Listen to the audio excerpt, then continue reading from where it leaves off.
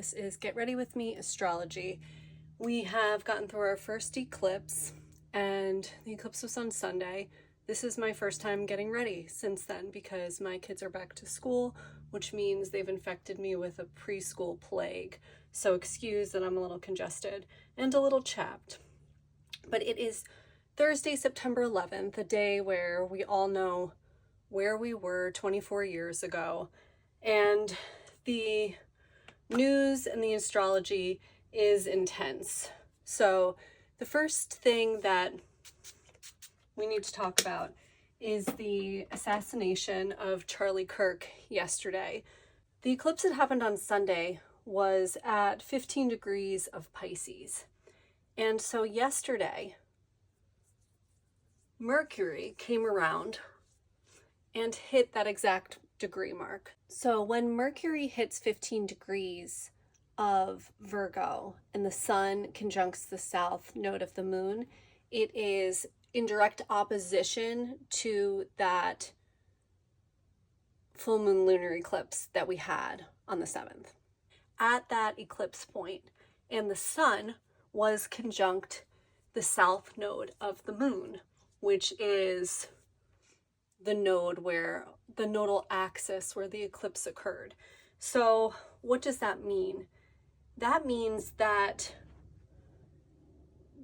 this really unfortunate event that has occurred is part of this eclipse story, and an important one.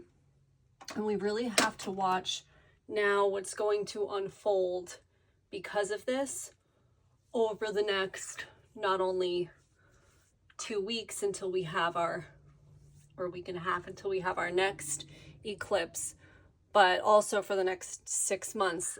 This evening, early in the morning of tomorrow, which is Friday the 12th, there's a Sun-Jupiter sextile, which is a positive aspect that forms between those two planets, followed by tomorrow, early evening, a Mercury-Jupiter sextile.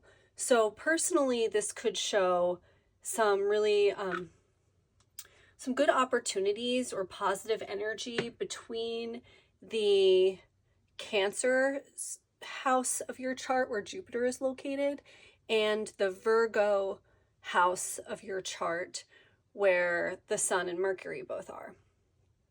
But I have to say that it does kind of concern me on a mundane level, like something's gonna happen with that. I'm thinking that maybe an arrest is made or something, an opportunity happens here for something positive. But it's still, Jupiter is although it's a great benefic and it brings opportunity and blessings, it also makes things bigger. So I kind of am wondering if that's going to kind of blow things up in terms of what people are talking about or how people are viewing this particular situation.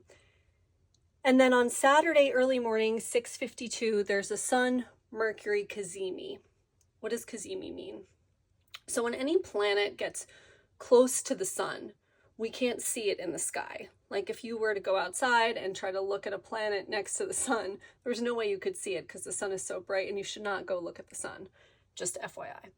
And so that means that the planet is not functioning at its optimal capacity. It is burned up.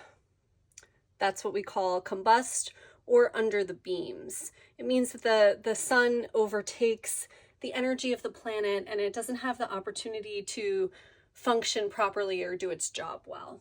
But when that planet gets exactly conjunct the sun, it's considered cazimi, which means in the heart of. So it's in the heart of the sun, and at this point, not only is it operating optimally, but it kind of gets the gift of the sun's energy while it's doing that.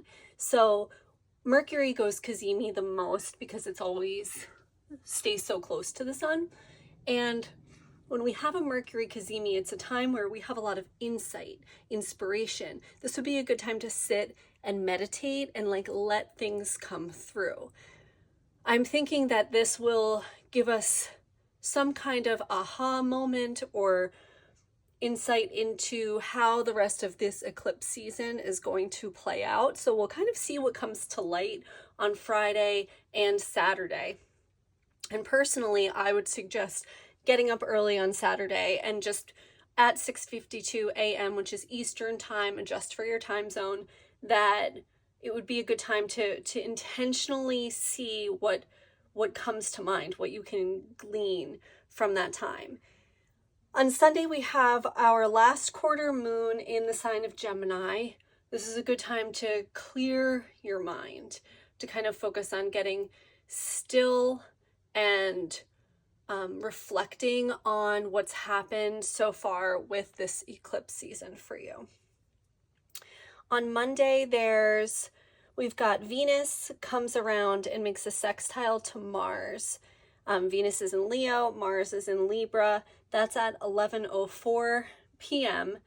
So this could be anytime we have Venus-Mars aspects. It's like a balance between the feminine and the masculine. This is also considered a beneficial positive aspect. So you'll want to see where's the Libra sector of your chart. Mars isn't the happiest there. And then where is the Leo sector of your chart?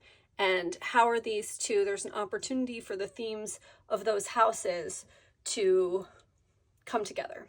On Wednesday, the 17th, we have Mercury in the sign of Virgo go into opposition with Saturn in Pisces.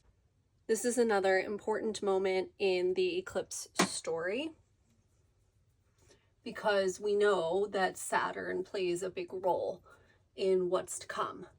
This could be a time where you're not really, where mentally things might not feel that great. When we've got Saturn involved with Mercury, it definitely can create a heaviness to our thought process. Know that that will pass, but it can also be a time where we kind of like feel like we've got to get our shit together, where we put in some more structure and order and kind of reassess how we're doing things. We'll get into the rest of what's to come next week, but I do want to mention that it's going to be a wild ride. The astrology of the second eclipse is much more intense, and right after the eclipse, it's like, it's a really intense energy. It's concerning to me what's going to happen from the eclipse on the 21st through like the 24th. So from that Sunday to Wednesday. So make sure you tune in next week. There's lots to talk about.